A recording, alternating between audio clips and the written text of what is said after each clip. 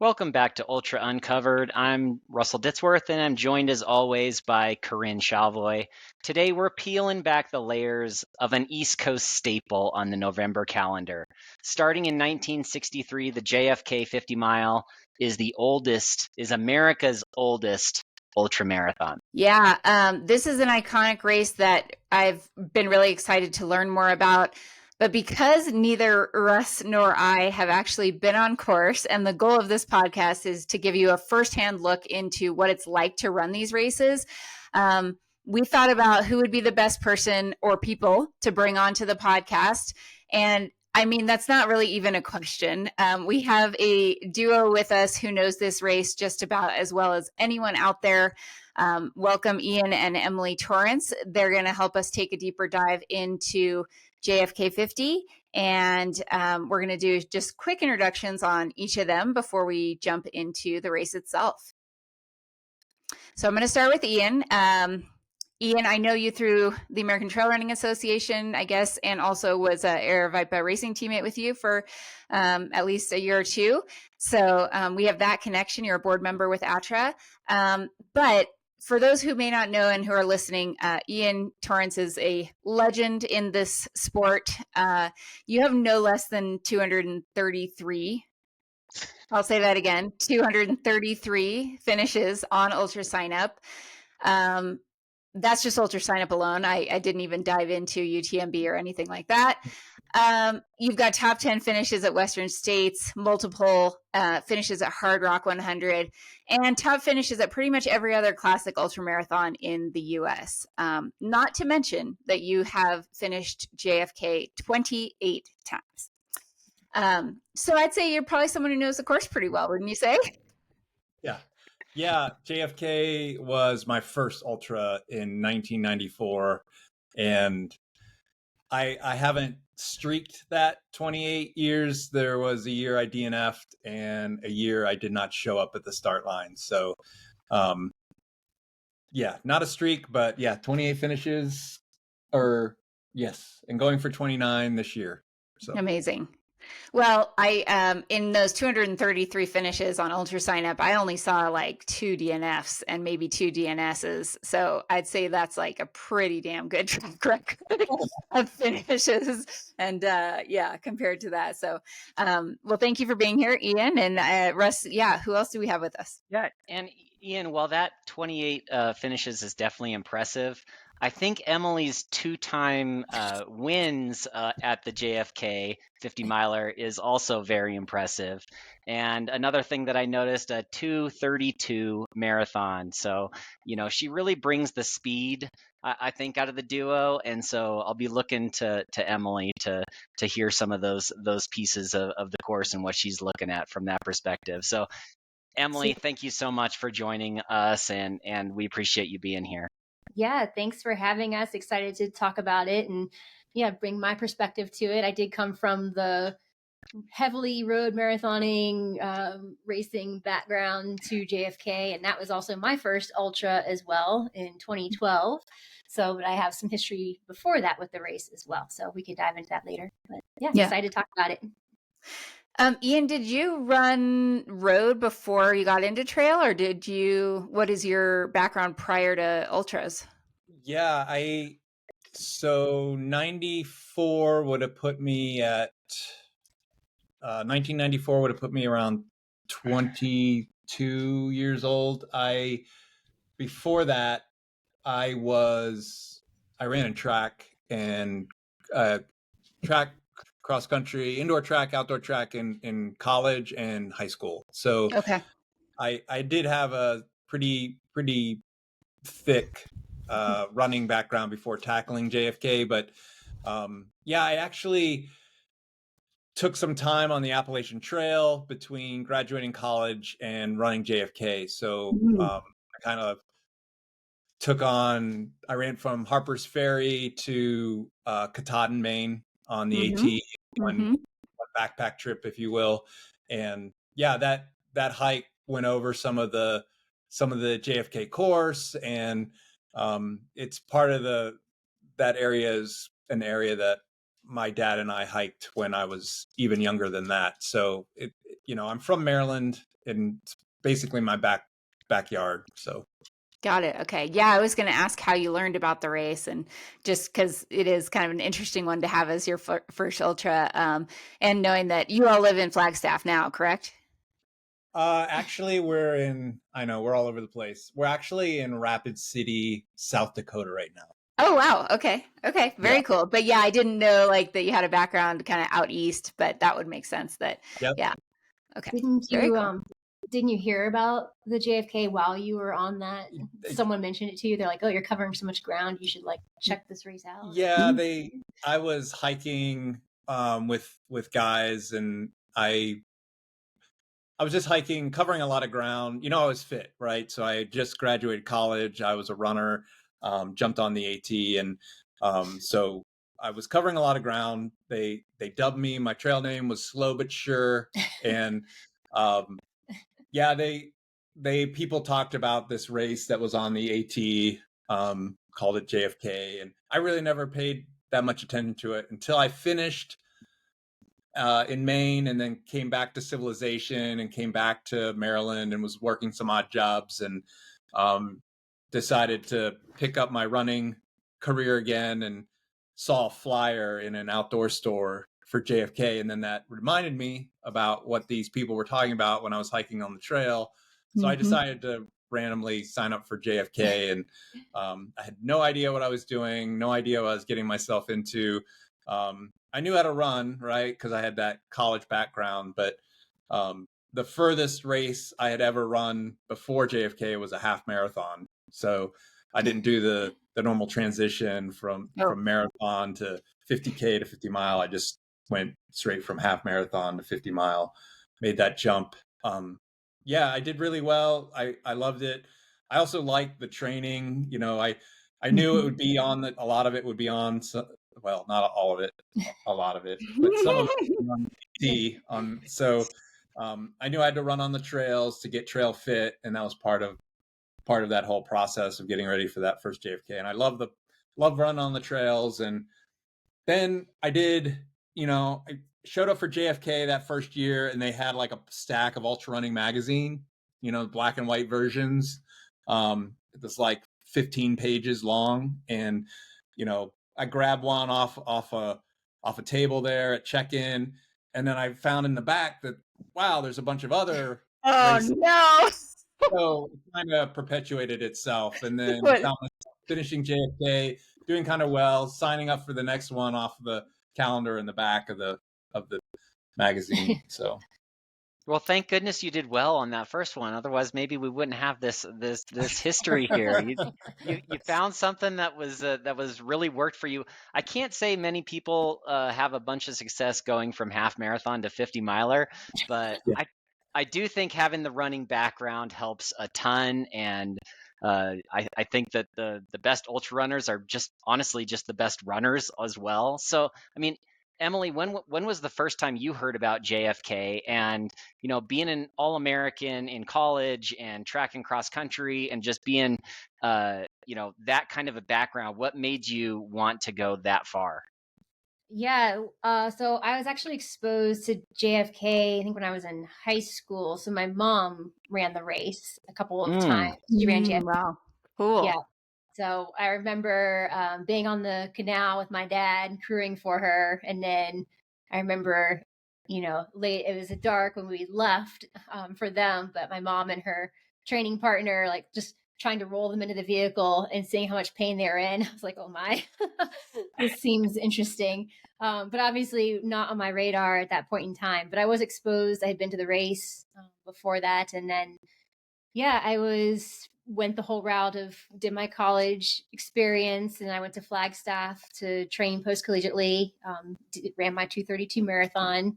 I was kind of looking to change things up a little bit, so I went back to Virginia for a little bit, and then leave it to Ian to kind of also put the bug in my ear about, hey, maybe you should do this. Nice. I was also, I did some training with him in Flagstaff, got exposed to some more trail stuff. Spent some time around some of the ultra runners there in Flag at the time. It was a pretty small crew, I'd say, at that point, pretty tight knit group. So I kind of got the bug in my ear from being around them. And then since I was back in Virginia, had some opportunity to train on some more technical trails, around where my parents live in kind of close to Shenandoah Valley.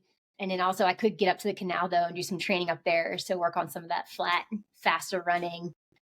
So that's kind of how it came about. Was I was just looking to try something different. And, we thought that would be a good transition race because there is so much flat, fast running. Like if you get off the AT in one piece and not not broken, it's kind of well suited for a road marathon or making that transition. Yeah. Yeah.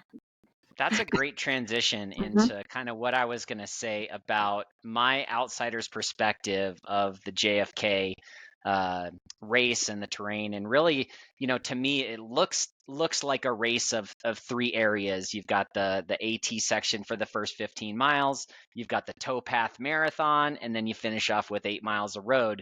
So I guess just from your guys' perspective, and Ian, maybe if you want to jump in first, could maybe talk a little bit about those three different sections and what makes it unique and kind of what makes JFK unique by having kind of all of those components. Yeah. So to go back to the course, your kind of course overlay, people say you do the first 15 miles on the AT. Well, that's not really true. Good. You do maybe 10 miles on the AT. The first 2.5 miles, you're running up on pavement up to gain the Appalachian Trail. Okay. Then you do a small, like 3/4 mile section on the trail. And then you're actually off the trail again for another couple miles on a steep paved road that takes you to the top of South Mountain and the radio towers. And then you're back on the AT. And so I usually tell folks who want to know about the race or athletes that I coach that, you're only really, in terms of technical trail footing, about 9 miles worth of really crazy stuff. And when I say crazy stuff, I mean that the AT in that section is really technical. The descent to the canal on what's called Weaverton Cliffs is some of the most technical running you'll ever find anywhere. I mean, I've never been to Europe, so I don't, anywhere in America, let's say that. It's really kind of it's kind of like some of those sections is kind of like just running through kind of a boulder field, if you will. So really pointed rocks. People twist their ankles every year. It's pretty gnarly, but it's 9 miles of kind of gut wrenching. Am I going to twist my ankle? Am I going to slip? The leaves from the fall foliage is on the ground and hiding the rocks. If it's been wet and raining, it can be slippery. I've run across that section in a foot of snow before. Whoa. So that might there's make it easier in the snow, right? Because just don't see where you're putting your foot. So I don't know. Depends on how soft that snow is. The people in front of you kind of break a trail, and then you're following a trail. So this is where you're going to go, I guess is kind of your decisions made for you at that point. That was only 1 year that we had all that snow up there. And then by the time we got to the canal, it was gone. So it was kind of a unique year. That was the second year I ran it. I think that was 95. But so that's the first 15 miles, and it's the slowest part of the course because all the elevation gain comes there, pretty much 90% of it. And then you're running through the rocks on the trail, so it slows you down. Then you get to Weaverton, descend the cliff, cross the train tracks, which can sometimes be an issue as well because they don't stop the train for the race. Whoa. So if your timing is right, you get a mandatory stopover at least wait for the train. And I've had to wait for the train several times in my comings and goings. So you make it across the railroad tracks, and then you're on the canal finally. And I think this is the section of the course that either makes a runner enjoy JFK or despise JFK. So people fall into two camps. And if you're truly like, I'm going to JFK to do a trail run, and just run on trails for 50 miles, this is maybe not what you're gonna get. So this is a towpath. It's not flat because you're running uphill the whole way. So there's a slight grade. Doesn't seem, it's only noticeable in a couple of places, but yeah, so you're running uphill, technically, you're running upriver, right? So the Potomac River is on your left and the canal's on your right. There's these shelter belts or median strips of vegetation between you and the river and you and the canal. Sometimes you're really close to one or the other, so you can get some good views. You're running through history, right? So there's Civil War battle sites, there's Revolutionary War stuff, Harper's Ferry, you run by Harper's Ferry, you run by Antietam. And so, yes, you do 26.2 miles on the canal. It's always kind of weaving. There are some sections where you can see a distance in front of you, but it's not like Tunnel Hill where it's just like straight. It's always weaving. I think the views are different. And after running the race 28 times, for me, it's kind of, I get all these memories flood back because you've run the race so many times and different things have happened to you on different sections of the trail. So I always remember. So I'm always rehashing old races on this section. Like running with Mark O'Dale, who passed a couple of years ago. We're running like 6:30 pace just after mile 38, and he turns to me and he's like, I don't feel well. And we're running fast, and he just throws up and then takes off. Stuff like that. You go through aid stations and you see the faster runners, people who have stopped. And I remember different places along the way where I never thought I'd see these people again. And then you see them after dropping out and things like that. Then you get to dam number 4 and you get on pavement, and it's actually about 8.5 miles to the finish line on rolling country roads. So it's all paved to the finish from there. You have to get out of the river bottom and up on top. So there's about a half mile of climbing you have to do, and it's pretty steep. It's not a pleasant grade after you've been running on the canal, and after have run 42 miles, you're pretty toast. So you're either running up this or hiking up it. Most people are hiking up it. And then you get to the top, and this is really cool because you can see in some places like 3/4 of a mile in front of you and behind you. So you can see who's in front of you and who's behind you, because you're doing you're cutting cornfields and cow pastures, right? So you're doing these 90-degree turns, and you can look 90 degrees turns up, and you can see people way up there and pick off people as you move. And they have the mile markers on the ground. So it starts with, mile 8 is like, it's spray painted on the ground, and there's little placards. So you do this countdown. So you 8, 7, 6, 5, 4, 3, 2, 1 to the finish. So you know exactly how far you have to go. And it's a permanent fixture, kind of like Boston Marathon finish line or things like that. Exactly. Yep. Yeah. And yeah, the cops are out there at all the turns, directing traffic, because you're now getting closer to civilization. And you tie into a group of people. The best way to do it is to tie into a group of people and work together to get to the finish line, because sometimes there's headwinds, and so you can work together to get through those headwinds. a little bit more efficiently. Okay, I have a couple of quick follow-up questions because you just went through a lot there. So one question is, okay, where do people change shoes? Because it appeared that there's not a lot of, it's not a heavily crewed, like there's not a lot of crew access or spots where you can have crew. So talk a little bit about that, like where we hear, that people are maybe going to change into super shoes for the towpath section. Is that before or after the train? Can you have your shoes right there in case you get stopped by the train so you can put them? You want to handle Do it? you want me to answer that? Go for it. Well, yeah, so it's before the train. So it's a little bit, that spot is a little bit different because you descend off of Weaverton Cliffs. Mm-hmm. If you have crew, you come out into a parking lot, a paved parking lot, and that's where crew is. But the aid station is actually further down the hill. So if you want to change shoes, you meet your crew there, you sit down on the curb and you change your shoes real quick.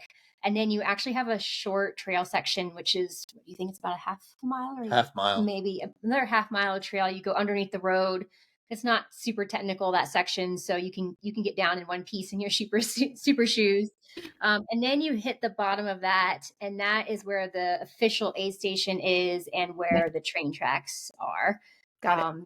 So you have to change to the top of the hill, and that's the other thing about JFK too that throws a wrench in some people's race plans is if they don't have a crew, there are also no drop bags at JFK. So that can influence your shoe decision from the start. So some people opt for a trail shoe that they know that they can be comfortable in on the canal and the road. Other people are more comfortable in a road shoe and they can do that. But yeah, that has been a make or break for some people in that section of their shoe choice and on the trail. Emily, what are you going to do and what do you advise athletes to do? Yeah, I mean, usually I wear a road shoe that I'm comfortable in on the trail and just keep going. However, the last time I did JFK was pre-super shoe era. So for me, that really wasn't a consideration. And even this year, though, I think I'm probably not going to do super shoes. So I'll probably do a similar take.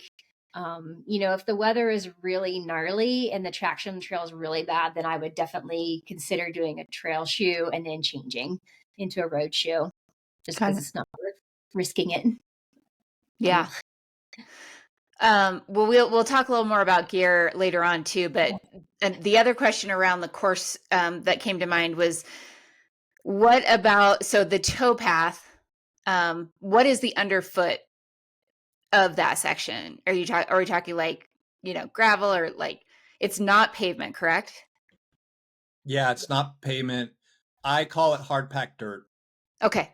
There's a little here and there. There's little gravel sections. That's just like repairs that the Park Service has done to remold the kind of bolster or remold the canal, get it back up to grade. But it's mostly hard packed dirt.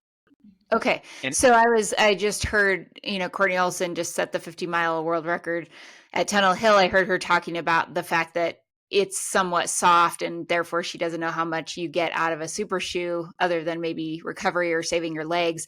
Do you think it's hard packed enough that you can see the benefits of wearing a super shoe on that section? Yeah, I think it's evident from results of the last couple of years that super shoes are a benefit. You see a shift in the times, especially at the front of the race especially with the advent of that shoe. Got it. I think we're seeing it. Yeah. Seeing it everywhere. Yeah. I think you got to do it, Emily, because you've run a 6:17 on this course, and that's like what looks like maybe the third fastest time, only behind Sarah Beal and Ellie Greenwood. And that was not in super shoes, right? No, Ellie and I we ran that the same year. That was wow. Okay. I show up at the start line and newbie into the ultra world, and I race Ellie Greenwood, and I don't actually really know who I'm racing. Oh, how cool, though. Oh, my gosh, that's amazing. Yeah. So how was that? Was it a battle? We need to hear like a super short recap of this race. Yeah, it was kind of a battle. She went out pretty hard in the trail because she's obviously really good at trail running too. So I was kind of just tagging behind her. Came off onto the canal pretty close. I don't know if I passed her once. I don't actually remember. But my downfall was definitely fueling. So I bonked pretty hard right after the marathon mark, I think. And she opened that gap up and she just came powering by. I was like, oh, dang. So she closed out pretty much harder than I did, but I was able to rally a little bit, once I got some fuel in me and realized like, hey, these gels, these are pretty amazing when you're trying to run fast. So I was happy with how I closed the race considering, but yeah, she had the gap by then. So it was just hanging on and closing it out. Wow. Man, yeah. that's when we needed a live stream back then. Yeah. That would have been a fun one to watch. But Ian, you've been in some close battles as well. You mentioned that road section at the end and being able to see so far. Have you had the experience where like you've seen people ahead that have been like checking behind their back and knowing like, well, I know I might be able to catch them, or like those sorts of scenarios? Yeah. So I finished in 2006, I think. I was second to Paul South by 58 seconds. Oh. So yeah, I mean, you could see him, and I was trying, and he was turning around, and you taking that to advantage. Had we been on a course that maybe was more forested and views blocked, I am certain I probably would have caught him because he was struggling, and I was getting stronger. Had it been another mile, I think it would have been a different outcome. But I just ran out of trail, ran out of real estate. Yeah. So that was my shot at winning JFK, and I missed it. But yeah, I believe I came off the canal in 5th or 6th place, and I was able to, in those final 8.5 miles, catch those. A lot of people ran the canal hard that year and just kind of faltered on those last 8 miles. So I was able to roll in a couple of runners there and close on Paul. But yeah, like I said, just missed it. Well, that's still pretty dang good. Yeah. Second there. But yeah, so one other question, just I guess for the both of you that just came to mind about this, and I was thinking about, if somebody's going to run a very fast time on this, how do you figure out what your pacing needs to be for that marathon effort? Because essentially that's half of the race, right? But how much faster, are we talking like, say somebody's going to run 6 hours, are we talking 3 hours and 30 minutes for the non-towpath and 2.5 for the towpath? Or are we talking like, how do you break it up? How slow can you be in the trail section? Or how fast do you think you have to run the marathon to kind of get a good time? Yeah. It's a really good question. And, I'm going to say the answer everyone hates, but I think it depends. It depends on what the athlete's strengths are, how comfortable they are on the trail. Because if you force too hard and you're not really graceful on the trails, you can really fry hip flexors and auxiliary muscles on those really crappy AT rocky miles. So, and then getting off and trying to run on the canal after you've fried those muscles you need to just be solid on the canal can bite you in the butt.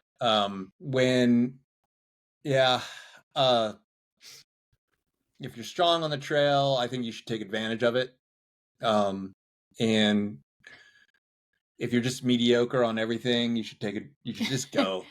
Like, don't, if you feel comfortable on the trails, you should go, and not like play, I'm going to save it for the canal. You can shave off a lot of time if you run solid on the trail. And if you're just picking your way and running really slow, you're losing a lot of time on those first 15 miles. Yeah, you can lose. I mean, at least on the women's side. I mean, even the men's side, I'd say you could lose 15 minutes probably easily on the trail section alone. Yeah. So, or you see that difference when you look through. I mean, that's what's cool about JFK is they have a really good record of splits from every year. So you can go back through and see how people have approached it differently, or where like they were matched really well, but here's where they lost that time. Yeah. The start line has changed a little bit over the years. It used to start at the school, but now they start in downtown Boonesboro. They've switched. They used to run more of the trail, and you moved it over to that paved road up to the top of the mountain. You used to cross over 340, like the police would be out there stopping traffic at Weaverton. You would run over the interstate. It's like a four lane road. Now you go, like Emily was saying, you go to Weaverton, see your crew, and now you go under that. So there's all those variables add up over time, but they've kept the distance of the race the same, but that's why they've modified all those sections is to keep the distance the same, but little bit variables. But yeah, if you want to win JFK, you gotta run under 2 hours on the trail to Weaverton. Like, try to get there. We try to get there, and when I was doing it fast in 150, 153. So go, and you got to go, and then you get to the canal, and then you just have to go again. On the canal. You go as hard as you can. Don't wait. Don't like bide your time. And then at the last 8.5 miles, you go as hard as you can for as long as you can. And 2-mile sprint. I mean, that's how when we were running. So I've run a 6:09 at JFK, and that's how we ran it. We ran as hard as we could. It was cool because there was a bunch of us who were there, and those races, they came down the last 2 miles. Yeah. And that was really cool and really fun that you could see the winner, or you were really close to seeing the winner. And yeah, it was like, okay, we got to go. We're going to go again. You're throwing up. That's okay. Keep going. Go even faster after you throw up. Yeah, we just beat each other over the head and tried to just outlast the other person. But it was run as hard as you can for as long as you can. And the next year after I lost to Paul South, I came back. I was second again, but I was racing against Howard Nippert when he set his record, which was like a 5:40 something. And I came off the canal, I came onto the canal. I came off the trail. People said like 10 minutes before him. And he caught me pretty soon and just destroyed me I was second place, and I wasn't even in the ballpark or zip code. So he's just not a strong trail runner. So he did his best on the trail, but he was at that time, he was a very fast road runner, and that to his advantage. And I was just yeah. So it was just there. No man's land. Yeah, it was second place again, but it wasn't as dramatic as the year before. Well, but you couldn't give up, right? Because maybe he's not as attuned to the 50-mile distance, and he might run a great marathon on the towpath, and you might still be able to catch him. Yeah, right. You never know. You can't give up on it. You see your heroes alongside the trail after you like, oh my gosh, there's Eric Clifton, and he's dropping out. And you're like, beat Eric Clifton. But remember, also the top 3 get prize money, so that's also on your mind. You get a little bit. Maybe you can get your entry fee back. So you can run for that too. And Spindler likes to give trophies like little gold statues to people at that end too. And so you're going for that too. I mean, you got to come home with some hardware. So yeah, and then you get to brag for a year and laugh at your friends who didn't beat you. So nice. Well, talking about the awards, actually, that's one of the things that really intrigues me about this race. Is obviously it was started back in 1963. It started back, with JFK and a lot of 50 milers starting, and more of like a health for the country type of initiative. But it's the race that held on afterwards and maintained. So, what is the race management doing to maintain kind of that history and that the culture that everybody is going back to, that wants to have that there. I see some things about like military competitions and some different things like that. So talk a little bit about the award ceremony and like how all that goes. People stick around for that to kind of cheer on those folks that are finishing for their military departments. Yeah. Emily, you want to take it?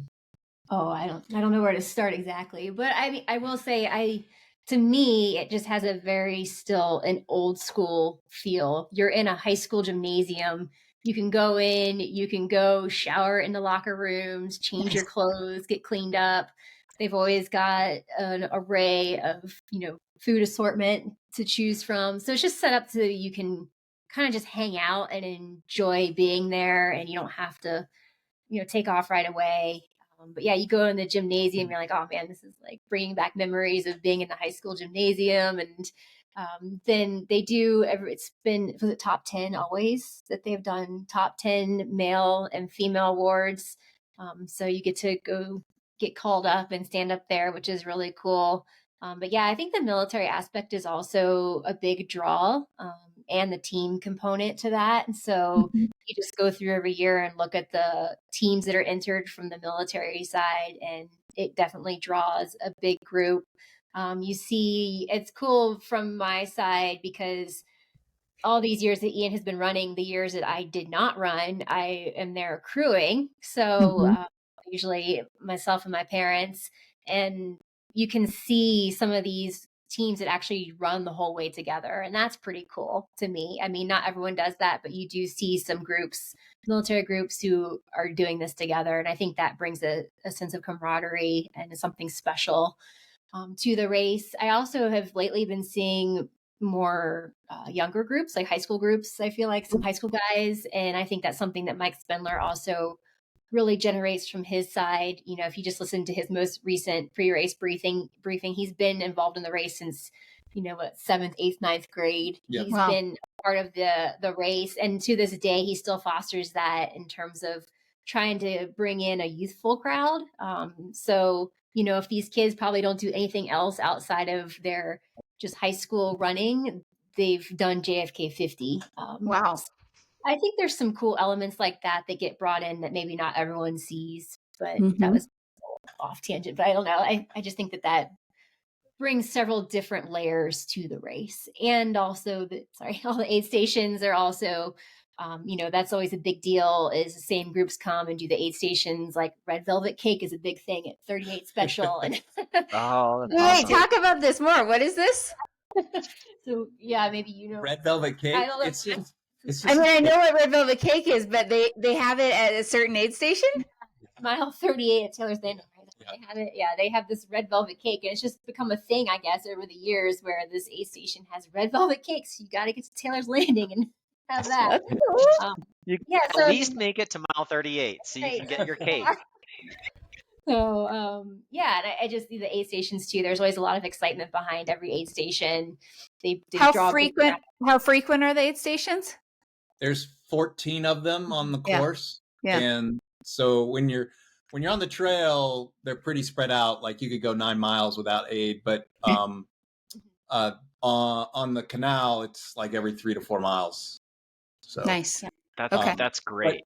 yeah, just to add one more thing, Yeah. Emily hit it right on the nail head. But he also has a Legends dinner the night before the race, and that's when people who have done, it's 5-year increments. So it it's another reason why I keep going back, because I'm trying to get to the 30-mile club, right? Or the 30 club. And so you get, every 5 years you get inducted into the Legends Hall of Fame and it's printed out in the race brochure, and you get to see your name in lights, which I don't see as often anymore, but I do there. And so that kind of keeps me coming back. And, as you move up the ladder, you get a shirt or you get a jacket. And so you're celebrated for returning to the race. So, Yeah. No, that's huge. And it's amazing how those incentives, do bring people back. I mean, I was just at the US Trail Running Conference and talking to a lot of different race directors. And I mean, that's an awesome tip. Like, you want to create longevity and retention with your race, just, put a little carrot out there. And this is the kind of population that will absolutely like go after that carrot, right? It doesn't really matter if it's just a jacket or a trophy or whatever else. It's like, I'm going to go do that. So that's really cool. And I'm sure it adds a lot to the culture and just the, returning, seeing familiar faces every year kind of aspect of that. So yeah, I mean, even though Ian, you've finished 28, hopefully soon 29 times, there is a man who has finished 49 times. Yeah. Kimball Byron, we saw that. And the most finishes by a woman is Carolyn Showalter, who did it 36 times. That's a lot. She's still going. Yeah. Is she? Wow.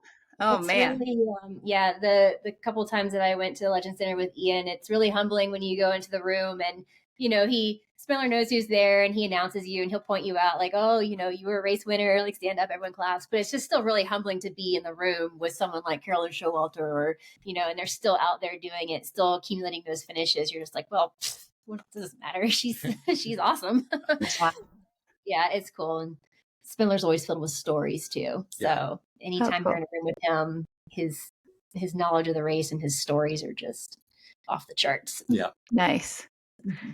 Well, and it's a race that you can keep signing up for and keep doing year after year. I mean, that's, we kind of live in an ultra running world where that's not necessarily the case with every single race that's out there. So it's nice to know that there are some out there that can have that history and tradition and honor kind of the people that are coming back year after year after year. Yeah, just to go back to the teams and mention, we did pull some of the records. So there's a women's team record. So from my understanding, it's the top three fastest times on your team that can be up to 10 people or 5.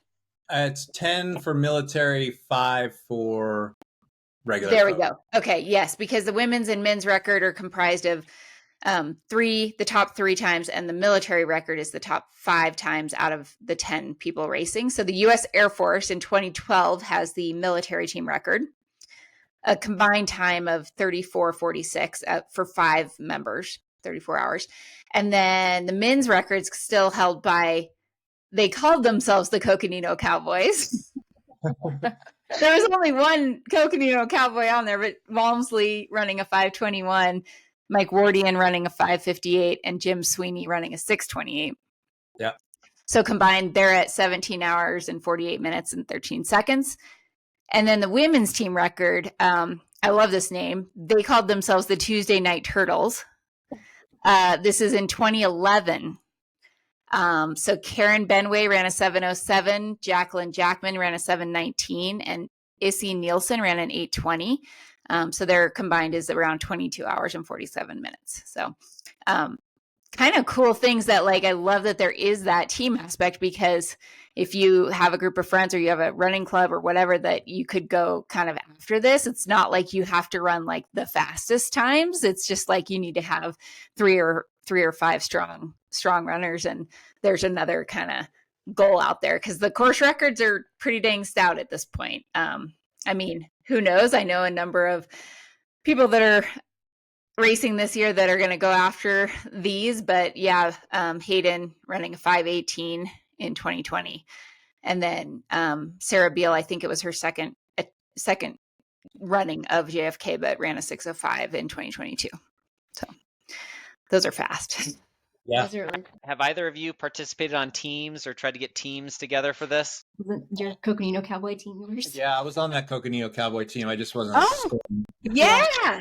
Okay, Ian was probably the forming factor in that team as well. Yeah. Okay, wait, so why did you call yourself, was that before or after the other the Coconino Cowboys that we know of? Like, we need to hear that story. You're on the team too. Yeah, you try to, get a team together, and you have to bargain, you can make concessions, right? I wanted to call it something else, but I see. You want to call it the Coconino Cowboys? Okay, Jim, we'll call it the Coconino Cowboys. Yeah. These are the behind the scenes. This is the stories you don't get anywhere else. There probably were a couple other Cowboys on the team that year too. There may have been. I don't remember, but yeah. a few iterations of that team. I've always been on a team from the very beginning. Well, not for the very beginning, but for many of my years, I've been on a team and we've won a couple team championships, and this year we have 3 Sundog running teams. We have two men's teams, and we have a women's team this year. So very small team on the women's side. Again, that's another like little thing you can do to a race, and so now you belong to a group, and it doesn't matter. Every second counts. You got to do it for the team. You got to finish for the team. Totally. Yeah. Bring some of that cross country vibe to the 50 miler. Exactly. And I think that's where it comes from, because Spindler was a cross country coach or has coached cross country teams before. So yeah, I think that makes sense. Yeah. Well, I think it also leads to some of the, best performances, because like you said, it's another motivating factor, and it's like you don't want to let your team down, and you want to do your best, and you can think about, even if you're not hitting your goal time, that every second kind of counts, and so because it's going to go toward that team goal. And so I think it's awesome that you have that component in there. Okay, we have some rapid fire questions, but before we get to those, I think anything else on the course? I think the only thing I was going to ask about in terms of kind of the course of the race itself is, like, from a gear standpoint, is there anything else that you guys would highly suggest? Do most people just carry handhelds, for this race, or what do you see out there in terms of like packs combination? Yeah. Again, it depends on that runner's comfort level, when they might be seeing crew, how much stuff they need to carry. The aid stations are going to have what they're going to have, but if they're not what you trained with or what you like, you've got to carry that. Like Emily said, there's no drop bags, and if you don't have a crew, then you got to have what you need. So, I run with a hand bottle. Sometimes I have another waist pack just to have another bottle, like to have some sort of carbohydrate drink in and a water drink. So I have that going on. Some people run with full packs. Yeah, I think I've done different variations myself. So some years I've done a vest and just kept it really light. Other years just a handheld. So it kind of varies. And but I imagine mostly on the aid stations, or do you guys set up and have crew out there? Usually we have crew. Yeah, Emily's parents live an hour away from the course, so they always come out and support us. Yeah, is that pretty common among most of the runners? Do most of the runners have somebody that's out there supporting them, or when I go pretty big event. When you go through some of the aid stations, like Weaverton, it can be really hard to find your crew because there's so many people there. It's like you're running down this corridor of yelling people, and basically your crew has to reach out and grab you at that point. Okay. At Antietam, it's much more spread out, but there's a lot of people. It's like a half mile. You're running for a half mile, and there's people, with setups all along the way, and then it's a little bit more. It's even more spread out once you get to mile 38. But I think a lot of people have crew. I think it's what people do, and if the weather's nice, it's a nice day on the canal. As we're frozen every year, crewing for you. Nice running weather, freezing for the crew. Chilly for spectating and sitting around. Yeah. Yes. All right, Nice. Emily, what parts of the course are you looking forward to on race day? Oh, well, I usually enjoy the canal. However, it has also been my undoing. So I fit Ian's 2 molds of I despise it and I love it. So when I can get into rhythm and everything's good, I really enjoy that kind of running for me. I just like being able to lock in and rhythm run. But I've also had my back flare up on the canal, and it's been really uncomfortable. So, and I've stopped. Love hate with that. But that's usually what I look forward to. And then actually, if I'm having a decent year, it is fun to feel strong over those last 8.5 miles of road and just kind of change gears a little bit and start grinding. Nice. Yeah. Okay, I'll throw in it, Ian. Just putting a coaching hat on, anything you'd suggest or recommend to people training for it that you would definitely incorporate into your training to set you up for success here? Yeah, I think trail time, if you're not comfortable on technical trail, getting out and trying to find that. And if you don't have technical trail around, doing some ancillary work like weight work, really fortifying the quads, make sure you have good ankle strength. Ankle twisting is huge on the trail. And then just driving home that like marathon training, so you're getting comfortable at running, like the rhythm running that Emily was talking about, getting used to running for long periods of time without changing muscle groups, which as trail runners we can do because we're running up and down, and sometimes we're hiking and slow and fast. And when you're running 26 miles on the canal after running 15 miles of gnarly trail, it's a different ball game. So There's nowhere to hide. You can't hike on that thing. you can, and that's the hard thing too, is like you try to wrap your finding. I think some of my athletes, I teach a run hike routine. So after you get off the canal, where you're using terrain that dictates your hiking, when you get onto the canal, you can use some sort of run for 8 minutes, hike for 2 minutes, right?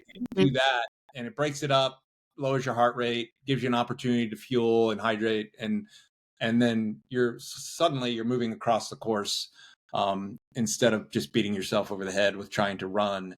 Sometimes you can move faster with that break in there than trying just to run straight. I love that. It's like a timed event approach almost. Yeah. Like, Yeah. you know what you have in front of you. It's going to be consistent. Now look at your watch and look at pace and break it up in a smart way. Russ, you got another one for Emily, or you want me to go again on? We got like 5 or 6 more questions for each of you. Yeah, so we kind of covered the super shoe, issue, and obviously I was going to bring up the fact that like Riley Brady went out recently at Javelina and wore the Vaporflies for the entire time. So it's going to work for some people and not for others. But obviously, I mean, Emily, sounds like you're maybe not going to go that route, but maybe for certain athletes that are comfortable with that or have trained with that, you would certainly recommend it. Yeah, definitely seeing it the last few years. Everyone, the front of the race, they come off and they change into the super shoes. So it's a thing now, which has been really, really interesting just to see that switch in racing style and approach. But yeah, I mean, back to where it doesn't work for everybody. That's kind of where I've been at with them, is I just haven't found a shoe that really works for me. I did one attempt in a race with them and it backfired a little bit. And so I'm still on that journey of trying to find what brand and model might maybe work for me. So for now, I just don't want to maybe risk ruining my race, and yeah, for me, the cost benefit is not there yet. So I'm working on it. Well, I hope you find that shoe that makes you a super responder to it. Yeah. When you do, you're going to run a 2:28, and it's going to be like, wow, what happened? Where did this person come from? I know. We'll see. That's going to be awesome. So, okay, question for you, Ian. Just having been at the race so many years, was there a year or a range of a few years where you really saw it kind of shift in terms of the competitiveness, the level of just I guess, yeah, the level of performance? Has it been like a slow evolution, or was there a time when you were like, oh, this race is it's now a very competitive, field?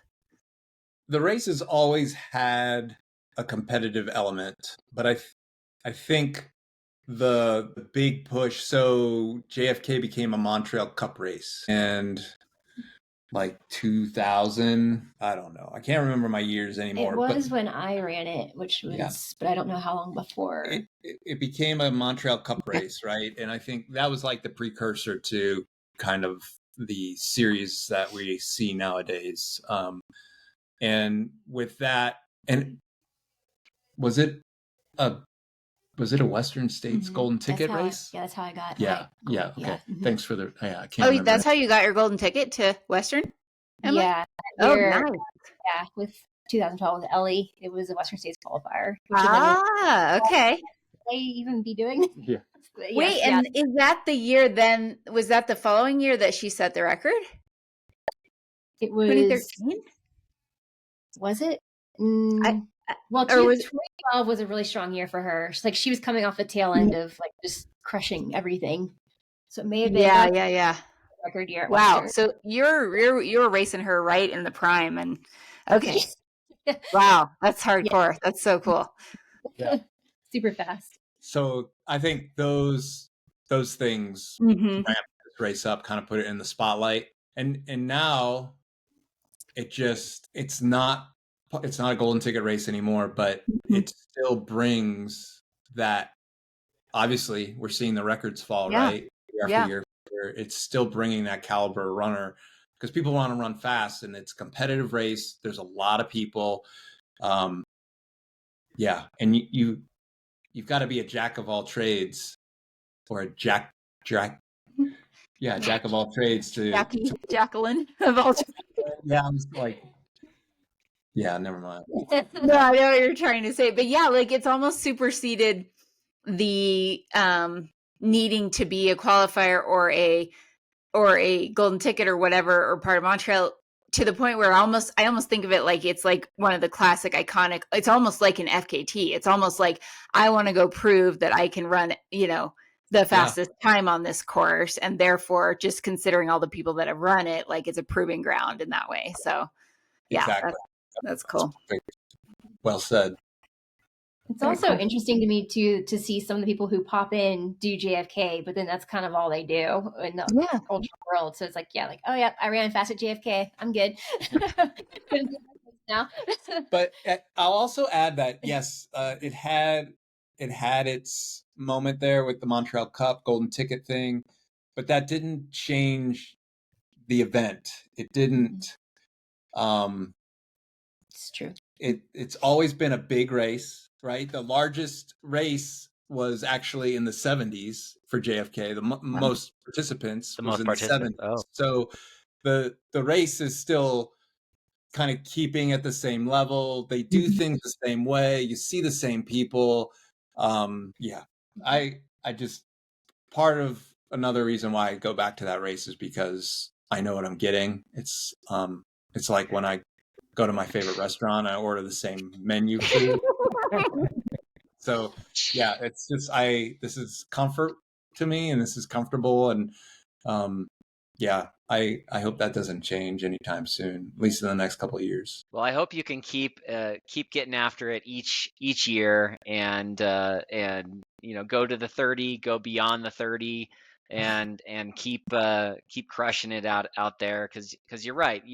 You want to order the same thing at the same restaurant, and you've got the same thing 28 times, and gonna keep going after it. So I love hearing that. And Emily, I really hope that you have a great day out there as well. I'm excited to hear that you're out there running it this year as well. So we'll be following along, and we really appreciate you being able to come on and kind of help us dive into this race and give folks an idea of what to expect if they go out there and challenge themselves on the JFK course. Yeah, thanks for having us. Yeah, we always like talking about JFK. Yeah, we can do it forever.